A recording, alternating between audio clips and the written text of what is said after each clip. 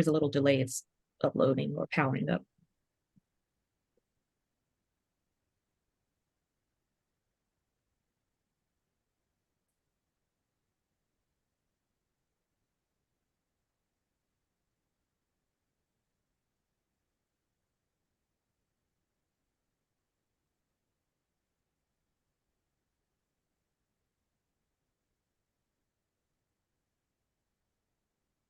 You hear me? I do, yes. Still have a message saying it's prepared a live stream, so still uploading. Okay.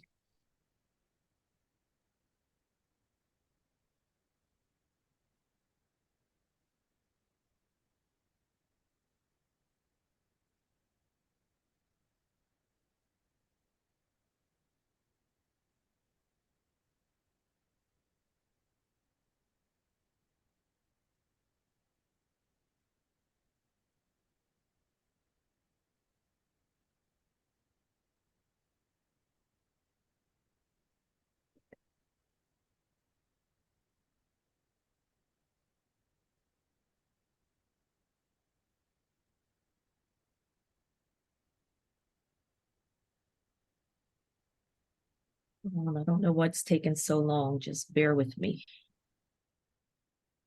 No worries.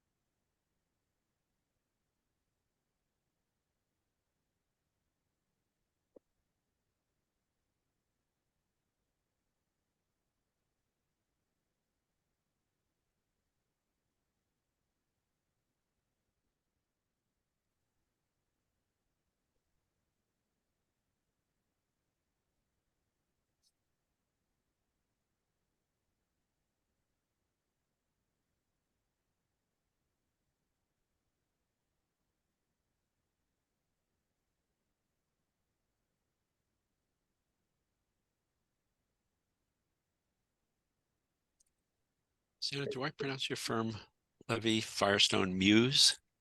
It is. Yep. Levy Firestone Muse.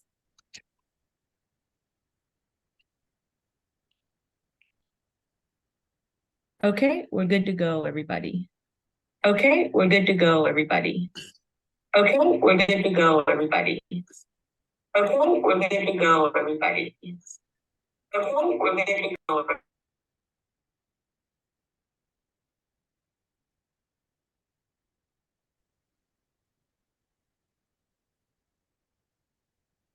Just testing the audio.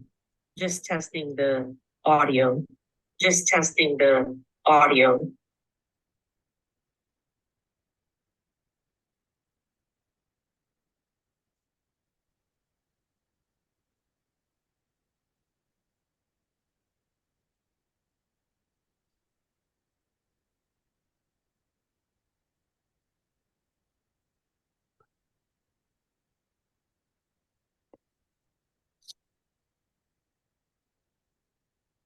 Sorry, everyone, I'm having an audio issue.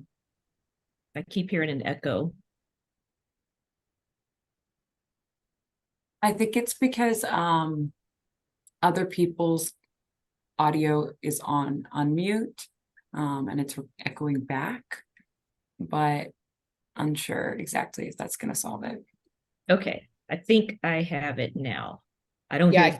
I think it's okay now. Okay, goodness gracious. All right, thank you everybody for your patience, first of all. So thank you for taking the time to join us today as we close out our 2023 webinar series. My name is Tina Barr, and I'm the Director of Training and Education for the National Association for Civilian Oversight of Law Enforcement. NACOLE is an organization that works to create a community of support for independent civilian oversight entities that seek to make their local law enforcement agencies, jails, and prisons more transparent, accountable, and responsive to the communities they serve. One piece of that effort is our webinar series, where for the last 8 years, we've worked to bring you information on effective practices in civilian oversight, innovations in the field, and important work being done regarding criminal justice reform. Before we begin, I'd like to go over a few logistics. With so many people in attendance, everyone has entered the webinar in listen-only mode. However, once today's presentation begins, you can type your questions by clicking the Q&A icon in the upper right-hand corner of your screen. You'll also have the ability to vote on specific questions asked to move them up in the queue. This will help us to address the most pressing questions in the short time we have together today.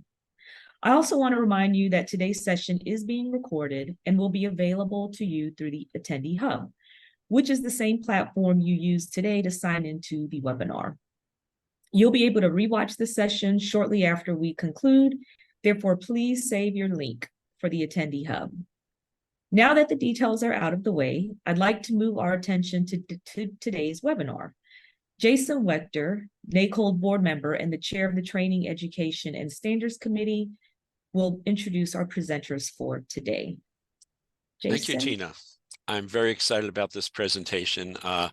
I saw a version of it presented to the National Defense Investigators Association. The presenters very graciously agreed to tailor it for NACOLE's audience. They are all very skilled and experienced practitioners in the field of criminal defense. Julie Graves is an investigator with the Virginia Indigent Defense Committee.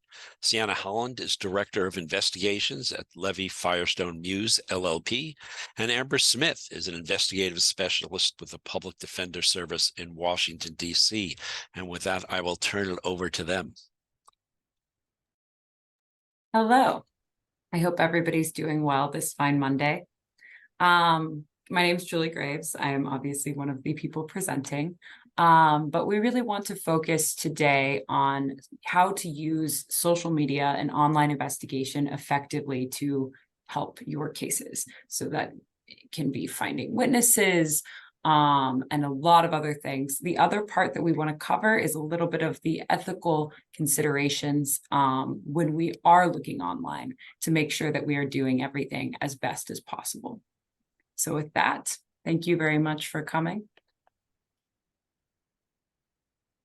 So one of the main things that is really important to keep in mind, no matter what field you work in, is the prevalence of social media. In 2023, it was predicted that there was 4.89 billion people using social media worldwide, and that number is only expected to increase by the year 2027. As I do, I have many social media platforms, and I'm sure many of you do, and I think that a lot of society is living their lives online, and having the tools to successfully do social media research is going to really be effective and help you better do your jobs.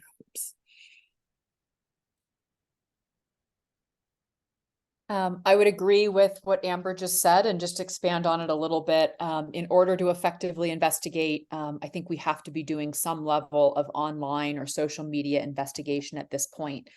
Perhaps not a deep dive into every single witness in every single matter, but gone or should be gone are the days when investigators or attorneys are saying, you know, I don't use social media, we don't use it, we don't do that. As Amber said, there's many social media platforms and she has many accounts on them, as I'm sure a number of us do.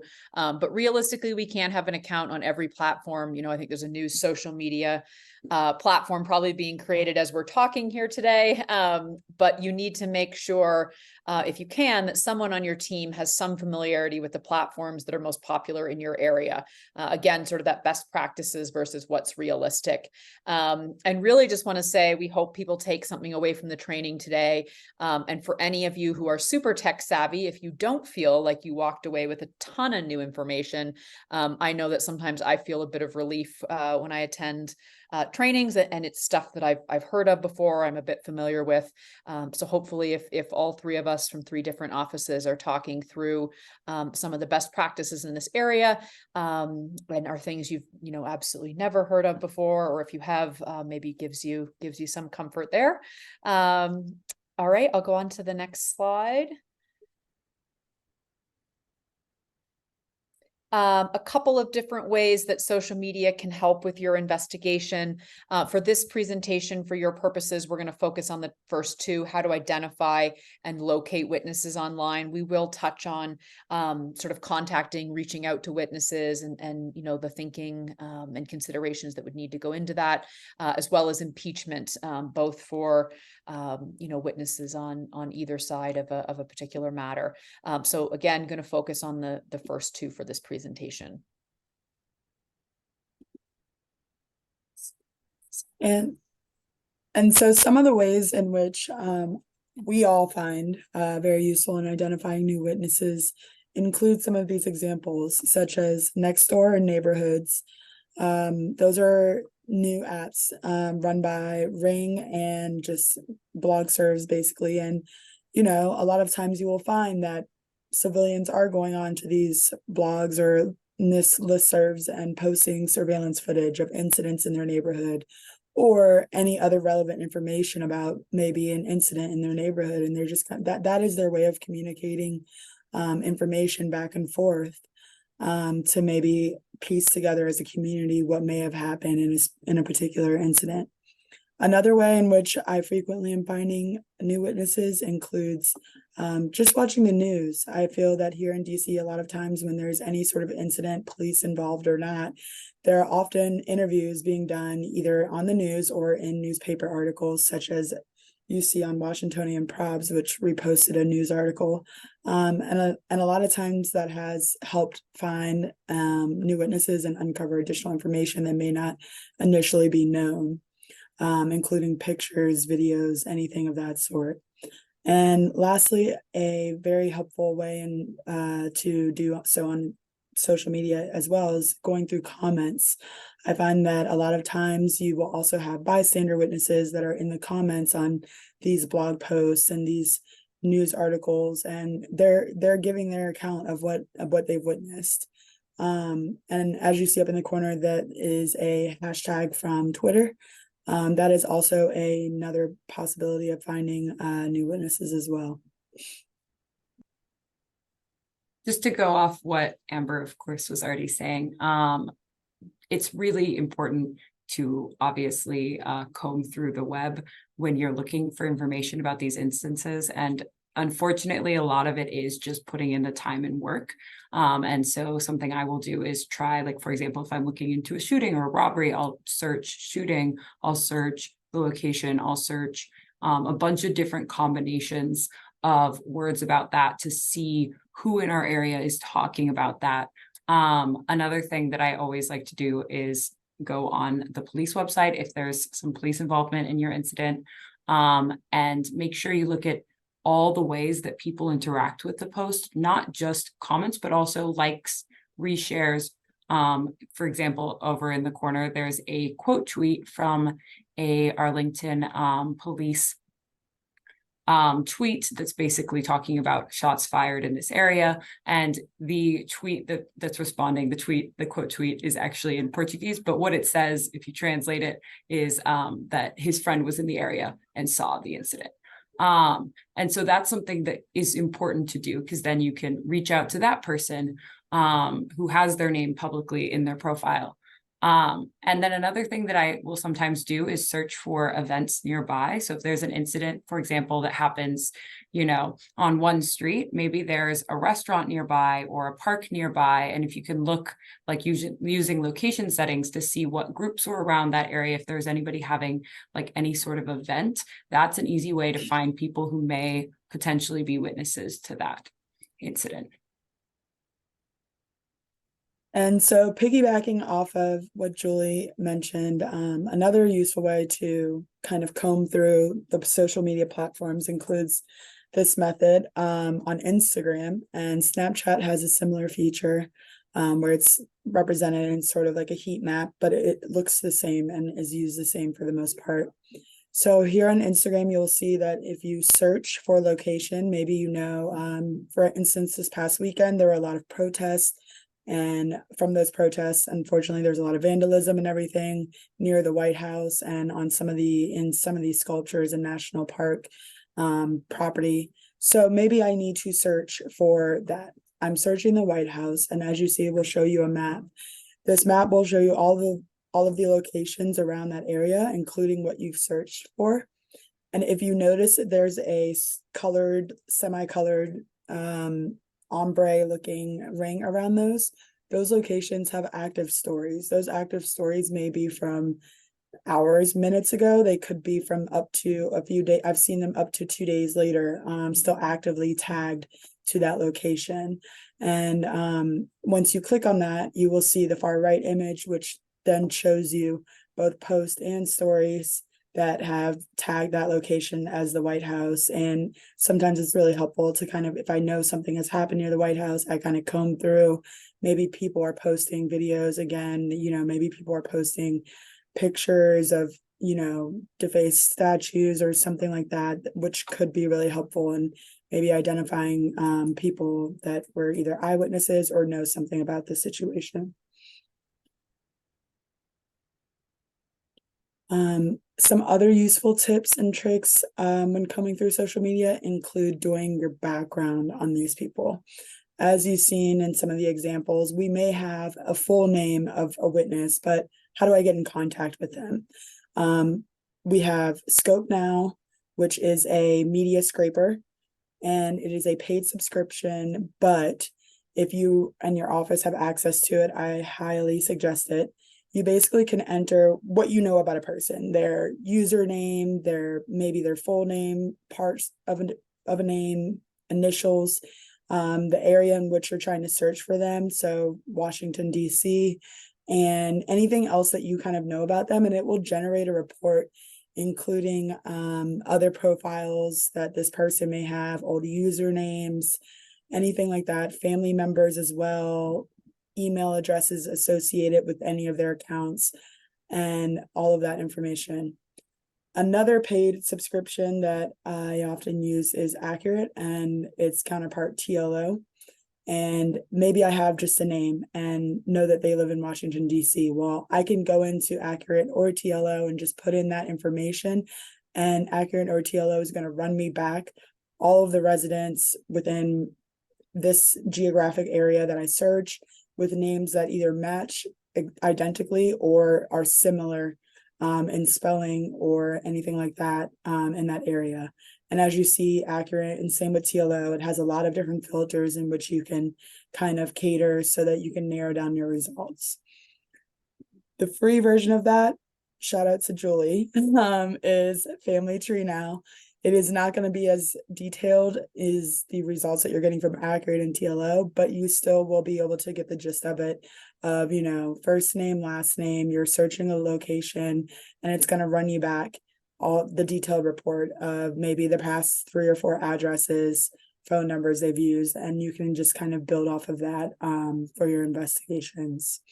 Celebrate, don't know how much any of you use Celebrate, but I've been able to find new witnesses through combing through Celebrate that I've received in Discovery, and then just kind of reverse going back and then entering what information I do know into Scope Now or TLO or Accurate, and just kind of backtracking back that way and finding what I need. As with anything, social media is a very time-sensitive thing. Video footage and social media posts are not forever. People are constantly uploading, taking down, deleting. I think that a lot of social media platforms are very strict nowadays on their community guidelines and removing accounts or removing content, especially anything that may be deemed controversial.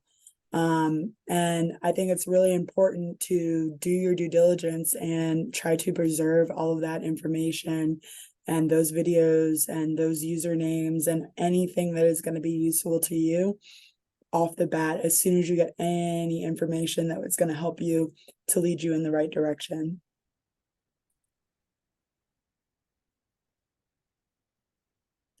So with preserving social media, we have different variations and ways in which you can do so. You can either screen record or screenshot. I think that the preference, at least in my office, varies by the attorney that I'm working with. But I think overall, in the court system, I think it is very important, and we like to make sure that we can authenticate anything that I'm preserving. So I usually opt to screen record, and Julie can click on the play, and this is just a way in which you can screen record on your phone. Just to chime in, I have used a bunch of different interfaces on computers to screen record videos. I prefer screen recording on iPhone specifically, but you can do the exact same thing on Androids because it preserves the quality of the video and the audio better than other platforms I've tried.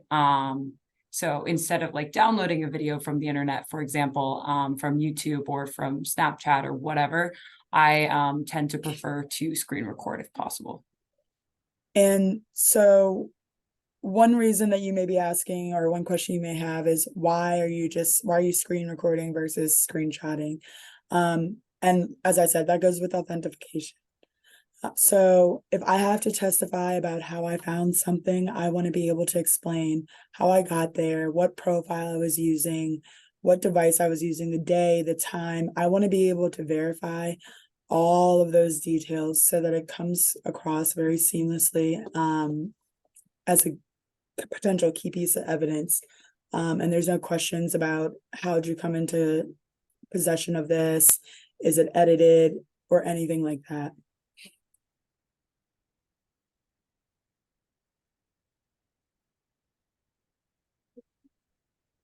Something I think is really important with social media investigations is knowing your city. And that's because a lot of us have identifiers on our profiles that are location-based that help us figure out who the person is or find the person if you're looking for them. So this is an example from Washington, D.C. that has 37th Street and 37th Place, Southeast, that's connected to a bunch of different musicians, and a lot of people use the names of, for example, Glizzy, in their profiles. And when you look at that, then you can tell that this person might be from Washington, D.C., might specifically be from that neighborhood. And that narrows down the scope of your search, so it's easier to find them. This is something that doesn't obviously just apply to this. Every neighborhood, every city has different words that people use in their profiles, and it's especially difficult in 2023 where people don't often have their full name and identifying information as they're on their Facebook. And so, for example, if you're looking for somebody, if you're looking for somebody from that area, then that might be something that you search. And this information specific to your city is something that's honestly the most useful thing I've ever found. Also, you see on the far right-hand corner of the Facebook friends, there's dirty awk, which awk is another word that I have often used or found that people use in social media. It specifically refers to brother in Muslim. But there are words like that that you can recognize that make it easier to search social media and identify who these profiles belong to. Another part of knowing your city is knowing local pages.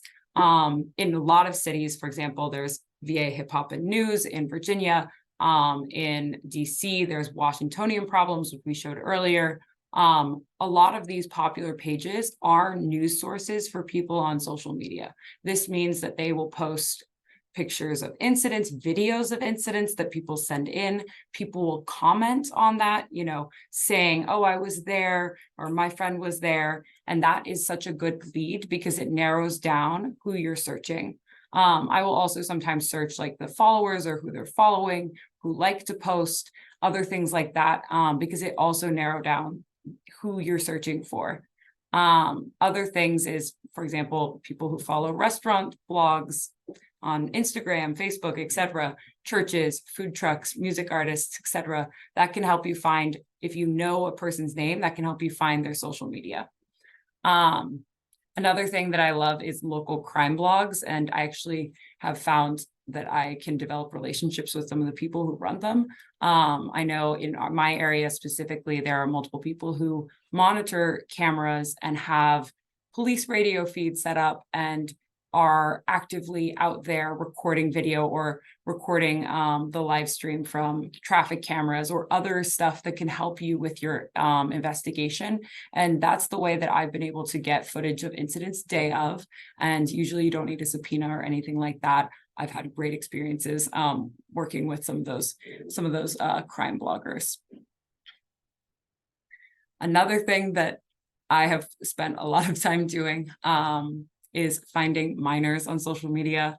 Minors are extremely hard to find because their names are even less likely to be their legal names. They're also hard to find in traditional search methods such as Accurate or TLO, where you're searching for somebody's address because they're not on there until they're 18.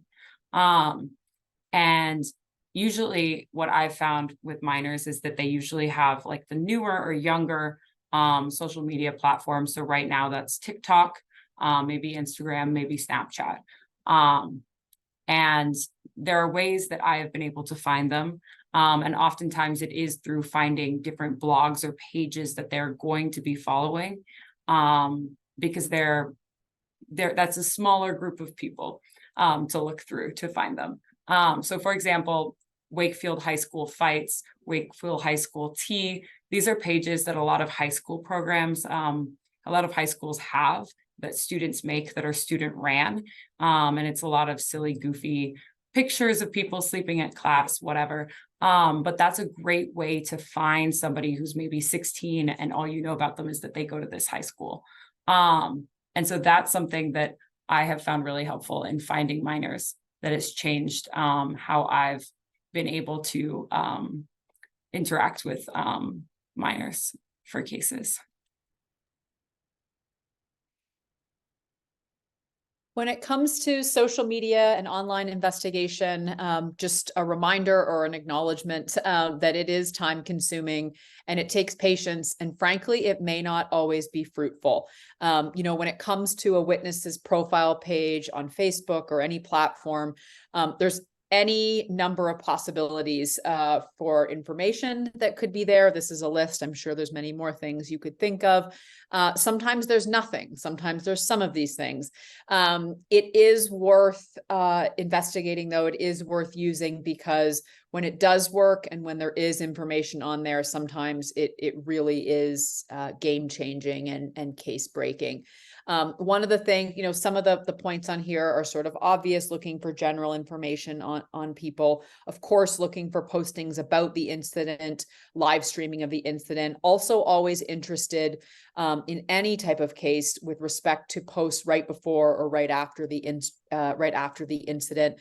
I know a lot of you, when it comes to investigating the police or incidents involving the police, an example I can think of is an incident involving police in the late night hours in a busy sort of downtown or bar area. What I'd be interested to know is my witnesses, first of all, finding witnesses, identifying them, locating them as we've been talking about, but then also doing some digging into them and trying to get a sense of they were in the area that night. Why?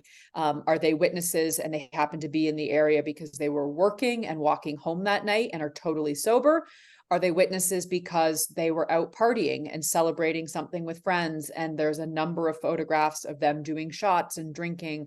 And that, obviously impacts their ability to observe and remember what happened, and just frankly, their overall reliability. So when we're trying to get a sense of what happened and the strength of our case and any number of decisions that go into the work that we do, trying to figure out anyone who was involved, sort of, more about the person, but specifically, what was going on with them the night or within the, minutes or hours surrounding the incident. And to piggyback off of Shauna's point, so say you have that video, say you have that image from downtown at the bars, and you don't quite know where it is. So a way in which you can find out where it is so say this is a still image from downtown. You may know the area, the general area, that maybe a few streets that you've narrowed it down to, but what am I going to do to find out exactly where this is? So I would go to Google and use Google Maps as my best friend.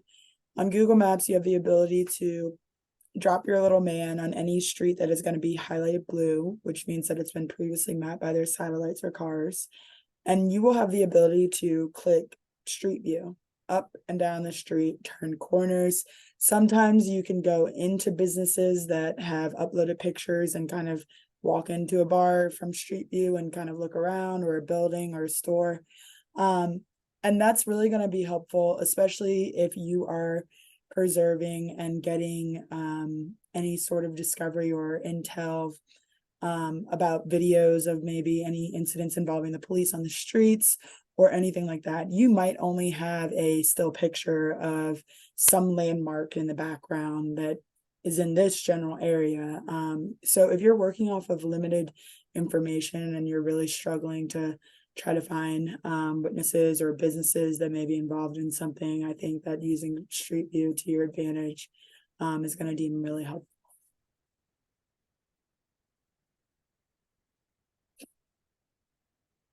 Another really useful thing is Twitter, which now obviously is called X, accounts for first responders. This is helpful to see like what time a call came in. If you want to know what else was happening on a certain day in a city, if you want to see a description that's different than what might be in the police report or what witnesses might be saying, that can be a really useful source of information that you're not going to get for a really long time from other places. So that could be really helpful. First responder accounts, such as the police department. Another thing is that some police departments, and again, this is the MPD DC Police Department, has wanted videos featuring security footage that we might not have yet. And that can be really useful also to see who else was around during an incident. And so you can see sort of other bystanders or other cars or other things that can lead you to more information. So checking local accounts, such as law enforcement accounts, can really help you connect with like new leads, basically, to find witnesses. A little bit about Instagram. Obviously, we've been talking about it, but it's a photo sharing website primarily. It's more popular with teenagers and young adults than Facebook. Something that I have found extremely important when finding witnesses and people, especially if you know the name already, is leveraging what you know about different platforms so that you're searching more effectively. For example, if I'm looking for a 65-year-old woman, I'm not going to be searching TikTok, because that's not the most likely source of finding her. I feel like people who are in that age demographic are more likely to be active on Facebook. So obviously I will search TikTok, but I'd probably search her name through Facebook first, and then maybe Instagram, and then maybe Twitter or X. And so making sure you're tailoring your searches to be most effective to find your witnesses can be really helpful. Instagram is mostly a photo and video sharing website. It allows people to take pictures and videos. You can put filters, share them to a bunch of different other social networking sites. You can record and share short videos. You can also go live on it, which basically means that you are like live streaming something. There's also something on Instagram called Instagram Stories, which is just a short snapshot for 24 hours. After that 24-hour period, it disappears. That person still has access to the story, but the rest of the public or that person's followers can no longer see that video. All of Instagram, all of these things such as stories and posts can be screenshotted or screen recorded without letting the person know that you are capturing that information. When it comes to Instagram, one of the things I'm always careful to do is anytime I get a phone number for any witness, whether it be civilian or expert or police or whomever, I always save it into my phone, into my contact list. And then I go in on Instagram to my settings. And as you can see on the left-hand side of the slide here, I go under account. And then on the right-hand side, I go under contact syncing. And then on the next slide, you will see making sure that my contacts are syncing, so to connect the contacts. And what that does, the following slide will show you. If any of you have this feature turned on, you will have seen this before. So basically, you get an alert on your home screen, on your lock screen. Hey, somebody from your contact list is on Instagram, and here's the name they're using. Would you like to follow them? Facebook, a lot of social media platforms do this. Facebook will say, hey, do you want to be friends with this person? You have a lot of people in common, or a lot of friends in common, and so on. So a lot of sort of similar functions there. But what this sort of does is help us investigate. As you can see from these two, I had 2 people saved in my phone, and it alerted me that both of them were on Instagram under obviously names that were not their full first and last name. And helpful. These weren't related to cases. I didn't need them as witnesses, but had these been examples of witnesses, it would have been a connection to Instagram accounts that I potentially never would have found without it. All right, and then moving on to the next one. This is just a quick example. Again, social media is time consuming and takes patience, and it sort of feels like pulling at a thread a little bit. As we talked about earlier, knowing your city, familiarizing yourself with hashtags that relate to a particular event that you're interested in. If an incident happened after a concert or an event on near the White House in DC, or on Black Lives Matter Plaza, things like that. That's what I would be searching for here. This example is I'm looking to connect with people from that 37th Street neighborhood, and I don't quite know who I'm looking for. So I just start with sort of the general slang, general phrases. So Glizzy Gang in DC. It pulled up a number of options for me. The first, the sort of left-hand side of the screen. I then see a young man who's associated, who's posting sort of in connection to, Glizzy Gang, Glizzy 37th Street.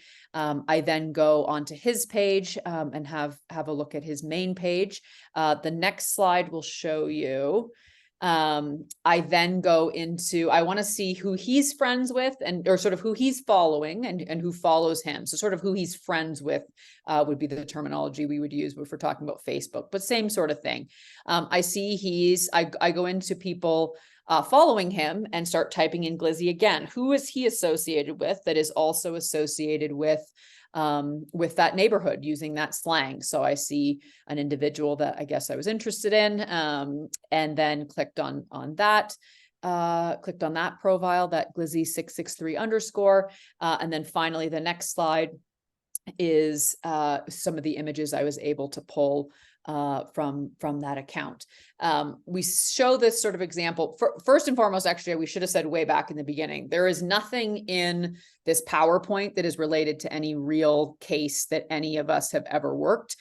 We are very careful about that and very mindful of that. So all the examples you're seeing, some of them are coming from my social media accounts, some of them are coming from just general investigating using slang on public pages, which is what this particular example is. I just want to note that. But we use this both to show sort of the steps you sometimes have to go through, 2, 3, 4, 5, 6 steps before you find something that's useful, though you may not always find something useful. And also, when I hear people say, it's not worth it, nobody would post anything. Everybody knows police are looking at social media. Everybody knows investigators are looking at social media. Who would post something that could get them in trouble? It's just not going to happen. And it's just a reminder that, not everybody is using privacy settings. People are recklessly posting things at any given time, and including the police, and anybody involved in a case in any capacity. So just something to think about.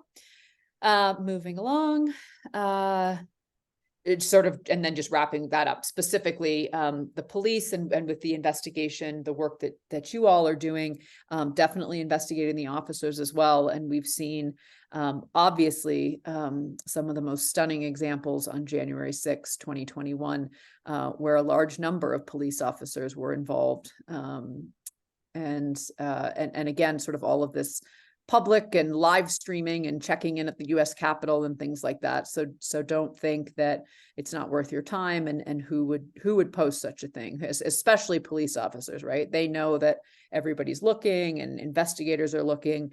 Well, that day certainly shone a light on that. All right, we'll move it along and turn it over to.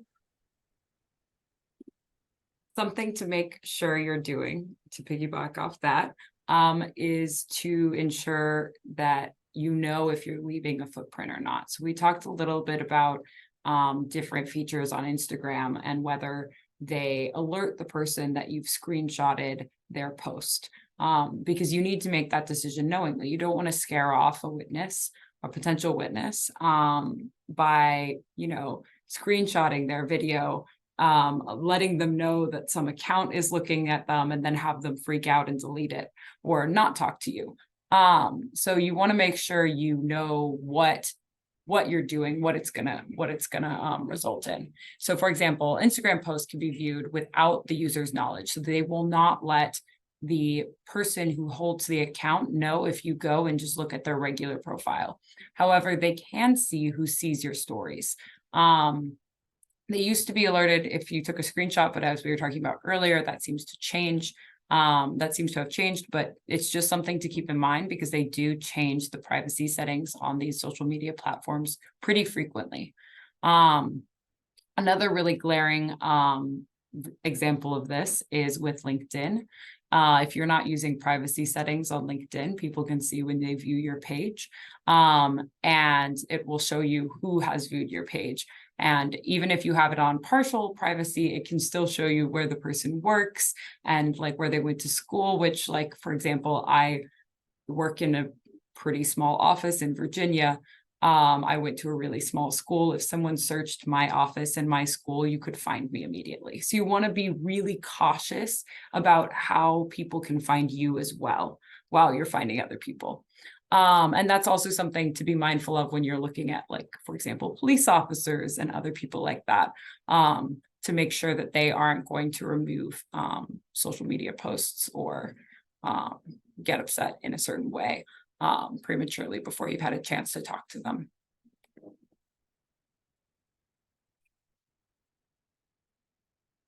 Another platform is Snapchat, which is again, I would say the demographics for Snapchat are probably people in their like teens to 20s, similar to Instagram, but maybe a little younger than Instagram.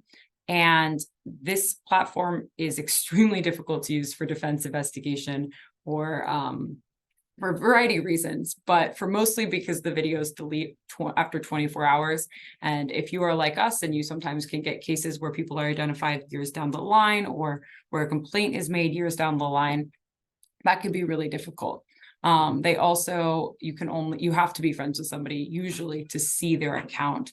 It is automatically private unless you make it public. So most people's accounts on Snapchat are not accessible to the public.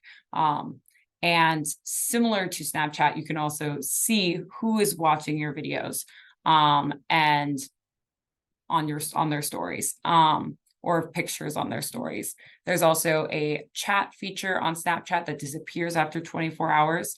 That also you can see when a person is typing or looking at the chat as well. So it is a platform that is very, for us, defense unfriendly, but it's just a difficult platform to use when investigating social media. However, it should be known because similar to Instagram, they also have a map feature where all the bright spots that are darker, like almost like a light teal color, those are spots where there's a lot of activity on Snapchat. So for example, you know, if there is, like Amber was saying, a protest at the White House and you're trying to investigate and see an incident that happened nearby, then looking through those people's Snapchat stories to try to talk to them could be useful.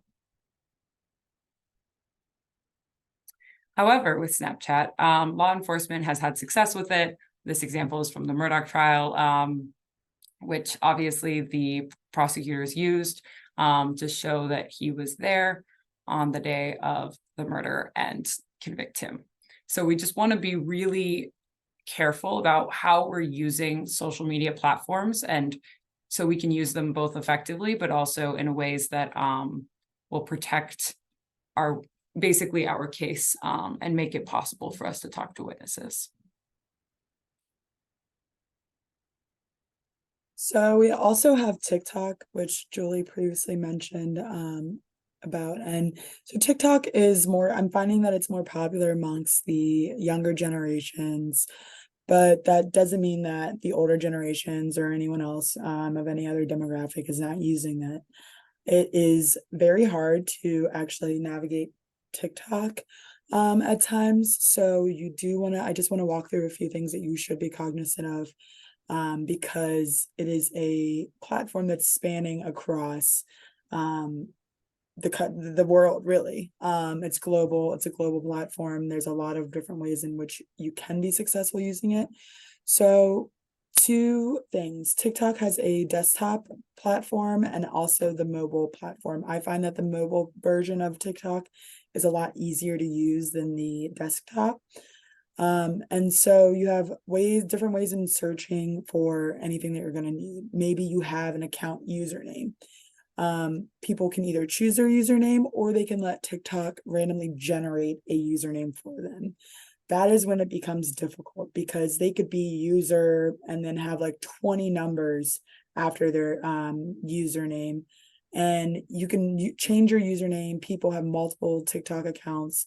There's no way to kind of really see like, oh, Julie has this one account and it pops up in people you may know that this could be her other account, like Instagram would. It doesn't happen like that on TikTok. Additionally, you can search on TikTok for videos that may be of your interest, of maybe of something, again, using the White House example that happened near the White House over the weekend, and I go to TikTok and I search White House. There's a filters option that is going to allow you to go through and filter down maybe things posted in the past 24 hours, things posted in the past month, 2 months, so on and so on. And there's just a few other features that if there's a location services clicked on, it'll allow you to pick things that are only posted at that location as well. And when viewing these videos on TikTok, you have to be very careful about if you are following these people and if they or you have on certain settings. Certain settings will allow either party to see if you've viewed my profile. So you don't want someone getting a notification of Amber Smith, investigator at the Public Defender Service, has viewed your profile. It may cause them to block you. It may also show you if they posted, if you are friends with that person and they've posted and maybe you've interacted with that video, it will show you, if it was posted in a friends only format, it will show you that I like that video. Whereas if you are not friends with that person on TikTok, it will just show them the number of likes. It won't necessarily show them all the people individually that liked it. TikTok also has the ability to, as you see in the bottom of this image, that curved arrow that allows you to share this video between multiple other TikTok accounts or save the video itself. So I don't ever screen record on TikTok, because unless the creator has that setting turned off where you can save the video, I always just go on TikTok, watch whatever videos, and then just hit the curved arrow, which is the share. And then it opens a plethora of different options. You can share it to an email address, you can save the video, you can repost it, all of that being said. So with that, as I just mentioned, I just went through these, creating an account is going to be super helpful, because once you create an account, TikTok is going to curate your For You page to stuff that is interesting to you, or any area that is interesting to you and that you seem to be searching for. So if you're investigating in Colorado, maybe you want to search for stuff in Denver a lot, and then eventually your For You page will be showing you stuff that is relevant and pertinent to Denver specifically. So you really just got to be smart about how you're using TikTok, because it will learn and it will be helpful. It's just a matter of combing through so many thousands and thousands and millions of videos. users, as I said, users cannot see who's watching their videos. They just see the count rising or the views rising. But sometimes, you know, depending on what settings or privacy settings they have activated or not, and same with you, they will be able to see that you view their profile, or if it was a friends only post, that you've liked their post. And again, there's just another way at the bottom of how to use the search bars to the best of its ability. Maybe you only want to go on Google and you want to search any TikTok videos about protests near the White House this weekend. I would type in site tiktok.com, and then in quotations, that's gonna be the operator to narrow down. Maybe in the subject, I would type protests near White House and hit enter and see what it returns to me. That is going to tell Google that it's only to send me any TikTok videos with those words mentioned or that location.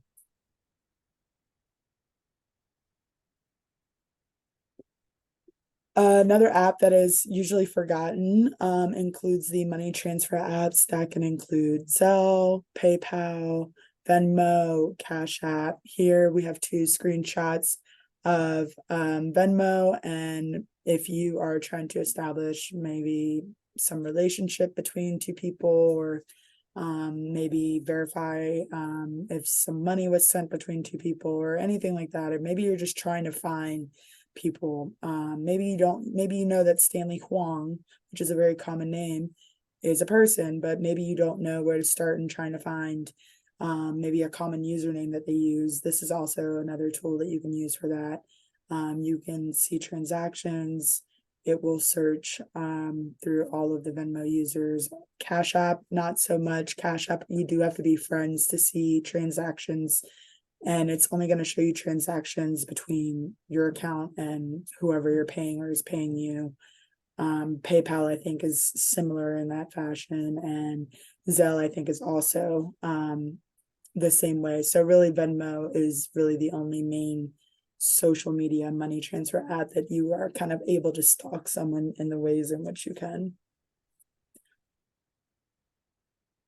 I'm gonna piggyback off that and say I've actually had success finding, if you already know the name of the person, you go look on their Venmo. A lot of people who have roommates use Venmo to split rent or pay their landlords, or pay utilities or other things like that. And so I've had success finding people who have subleases, so their lease won't show up on Accurate or like other internet searches, by seeing and then searching who they're Venmoing for rent or utilities, Wi-Fi, Pepco, like the name of the electric company, that kind of thing. So that's just an extra tip that I've found really helpful in finding people using Venmo. So in DC, doing bad cop research is something that I think a lot of defense teams do in this area, specifically in the DC area. And a few years ago, there was kind of this whole movement of this bad cop behavior, but being put on display publicly by officers of various ranks within MPD. And it became a big social media movement, excuse me.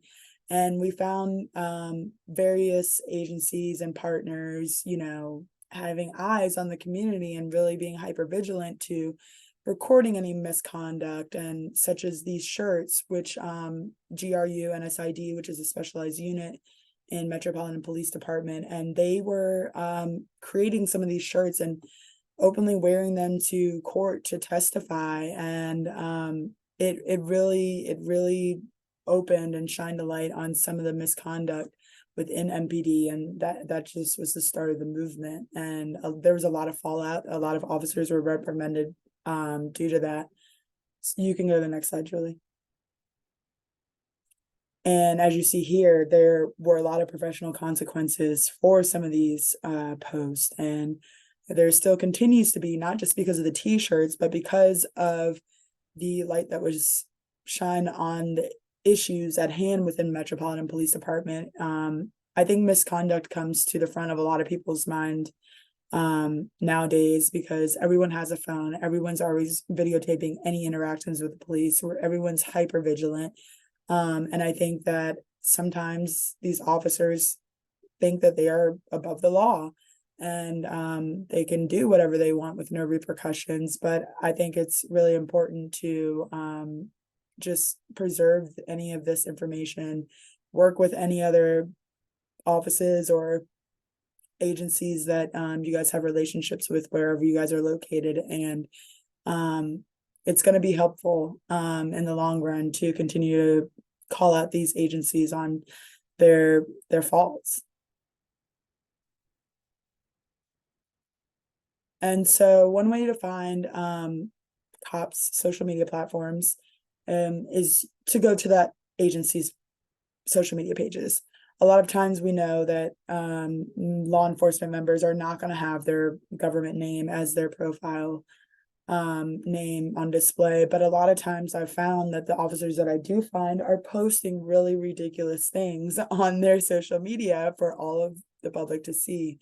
And so of course I'm preserving that, but where do I start? I'm going through the likes. I think that a lot of times, at least in DC, these police pages are posting that officer's face, and we're saving that information. We identify them. We're going through the likes. Maybe that officer commented using their Facebook. Like, you just have to follow the steps and do your due diligence and really dig. It's not going to be easy, but I think in the long run, doing that digging is going to be helpful. Because once you find one officer, you're going to kangaroo to the next and the next and the next, because everyone who's in the same unit, same district, likely are going to be some sort of friends on social media to some extent.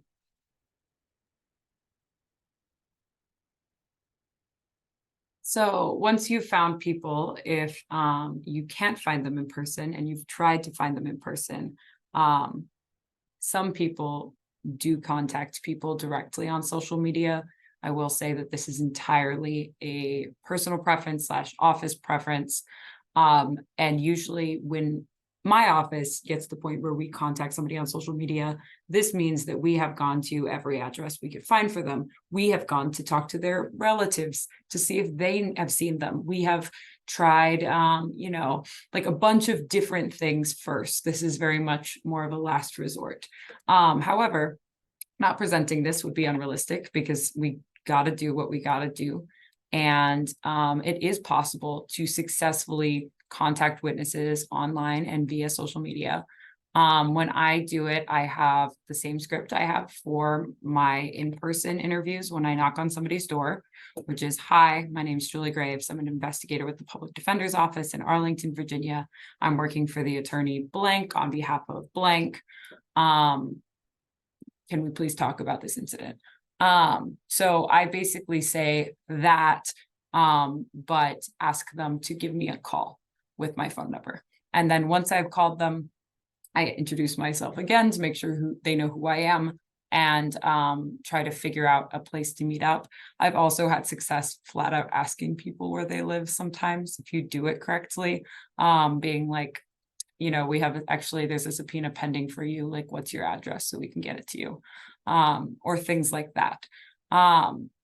So that is something that can happen. It's just something that you need to be very cautious of and aware. I also have a page that I use for every single one of these platforms. Some of these, obviously, you're able to use on desktop, but even on my personal phone, which I use for work too, I have an extra Instagram account, Twitter /X account, Snapchat account, all of those accounts.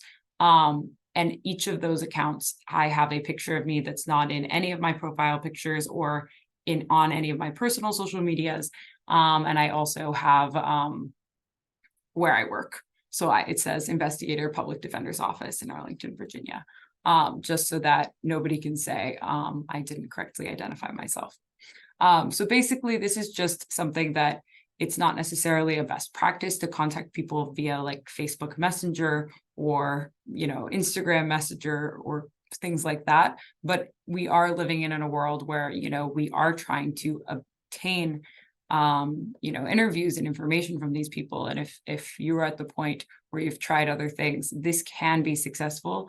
And you just need to make sure you're going to go about it the right way. And you're talking to other people on your team to make sure everybody's on board. I know we are running out of time, so I will move quickly through these last few.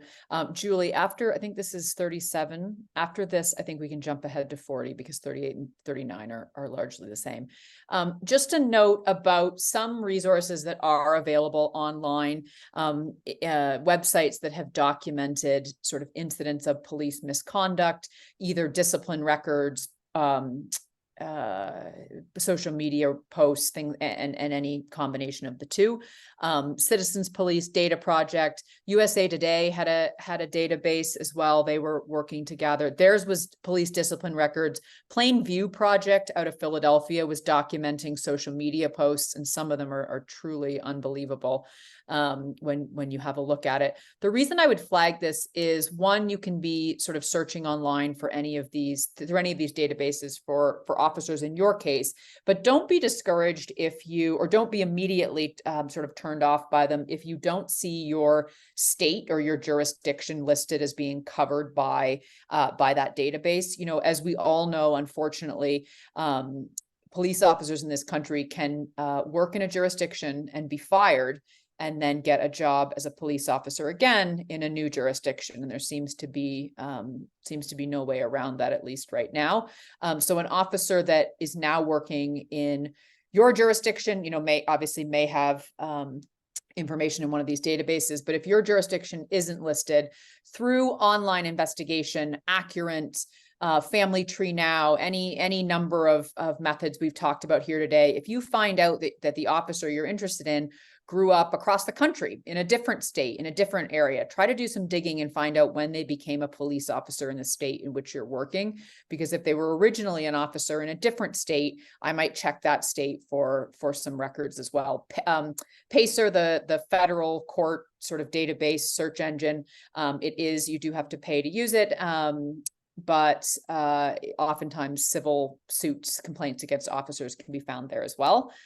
Jumping ahead just the last few, Julie, if you want to jump to 40.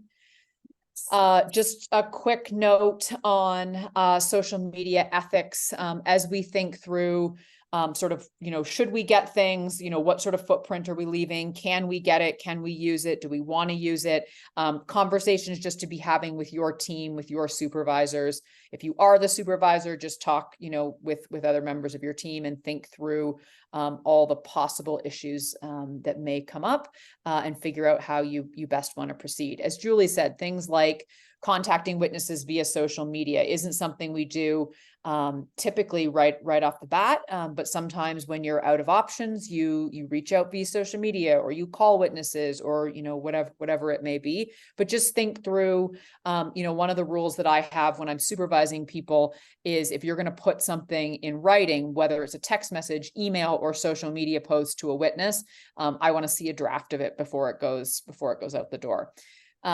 Next slide is, we'll just touch on for a second. Again, sort of going back to, you know, what's public versus what's private. If there's no privacy settings on an account, the information is sort of there for anyone to see and use, as far as I'm concerned. Remember that decision to leave a footprint.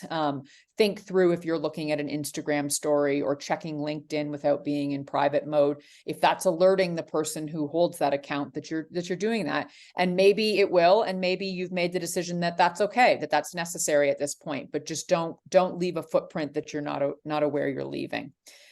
Next slide. Julie talked about her identification procedure. You will have to follow the rules in your jurisdiction, in the type of case you're working on, whatever that may be. But I think that across the board for investigators in the United States, it's super important that we are clear and honest and truthful about who we are. The next slide, you know, I get asked all the time, can I set up like a fake account or a dummy account? You know, as we know in our work, language is so important. I think you can use a separate account if you don't want to use your own personal account with all your wedding photos and pictures of your kids and your vacation photos or whatever. I think a separate professional account is fine to use, but I think that it needs to, if you have a profile picture, it needs to be you. It can't be a picture of someone else. And I think it should be your full legal complete name. This is obviously my example. The one, Shauna Drucker, is the one I actually use that has, you can see, has friends and things like that. But my legal name, I never changed it. Drucker is my husband's name. I never changed it. So Holland technically is actually my legal name and what I should be using when I identify myself to witnesses.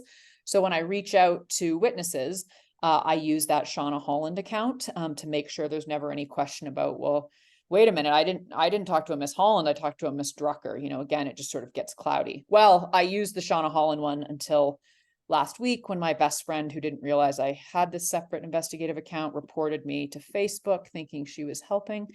So now I'm working to unlock that and get it back.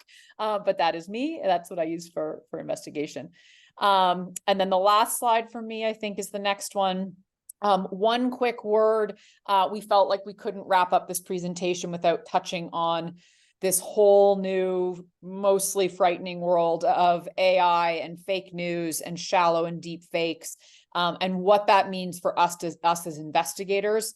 You know, we're seeing in the news, you know, video games that look like reality, and videos that have been edited to, you know, to further an agenda. Who knows?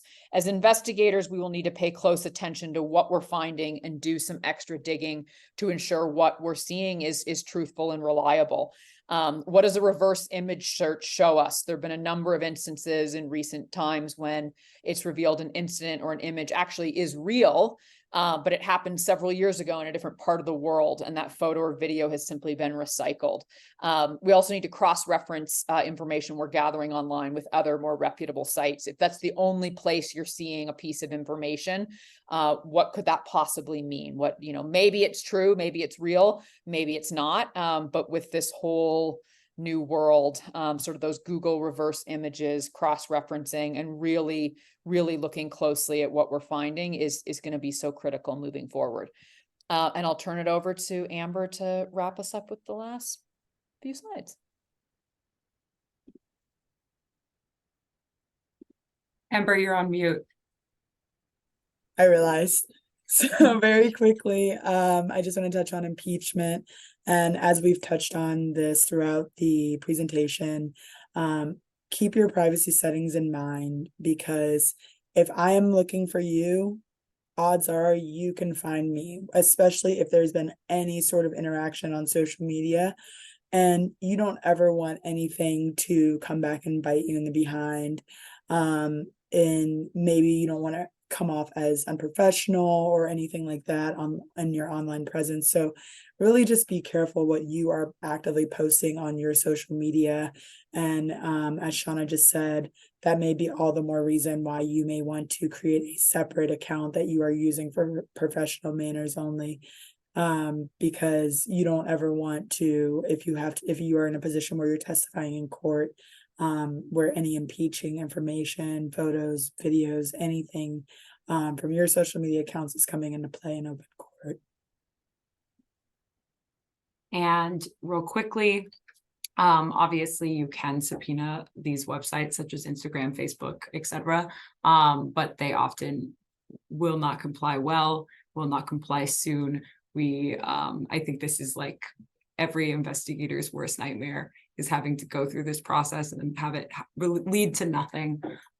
So we say good luck with that. Any questions? Our emails are down here if you have any questions and you want to reach out. But I know they were going to open. Yes. We also moved really quickly through the presentation, almost 50 slides in a little over 60 minutes.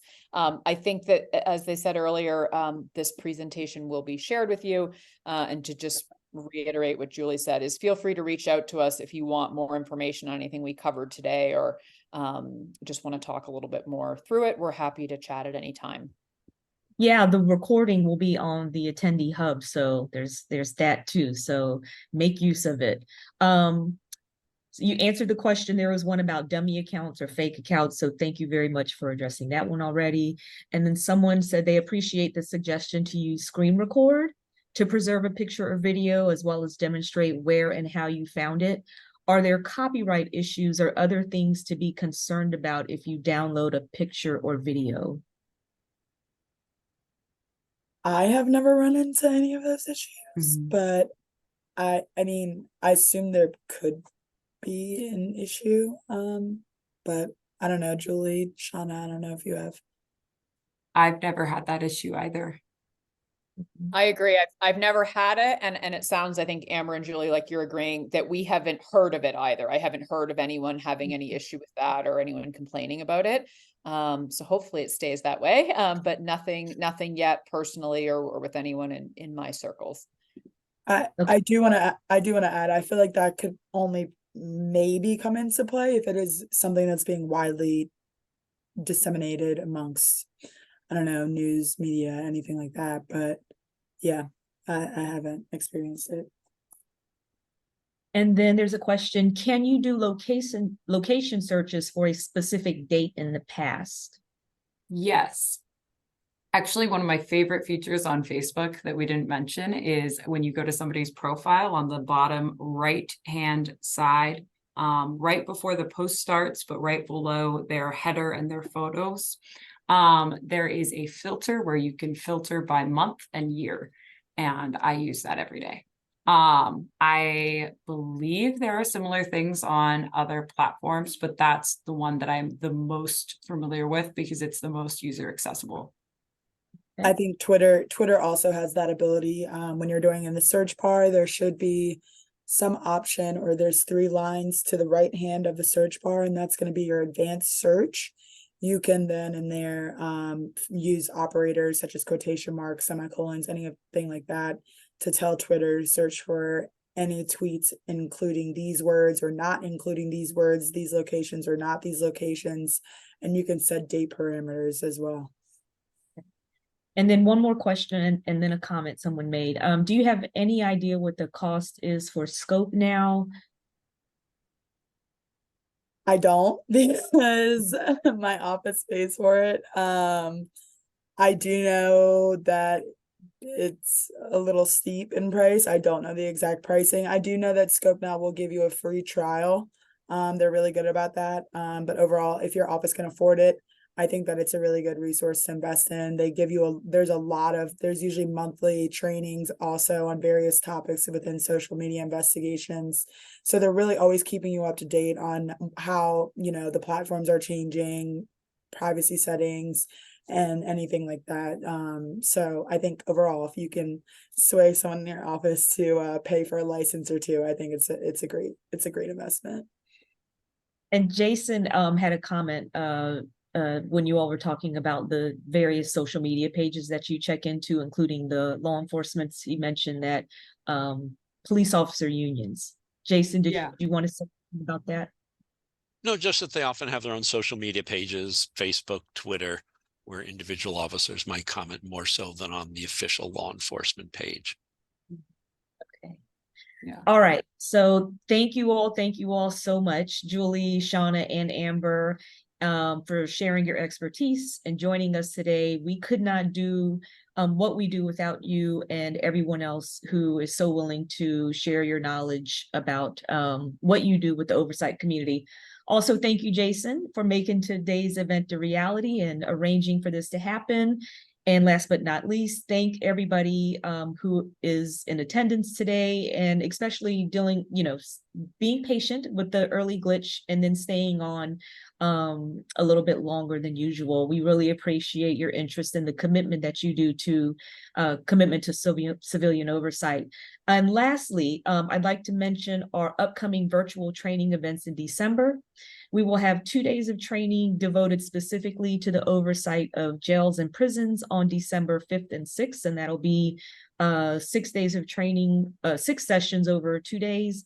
And then on December 14th and 15th, we will have 8 sessions over 2 days of training devoted to oversight of law enforcement. And so all the details about speakers, prices, and the sessions are available on the NACOLE website, as well as a registration link. So thank you all for being with us, and I hope you have a wonderful day. Thank you. Thanks for Thanks, having everyone. us. Thanks Thank for. you. Okay.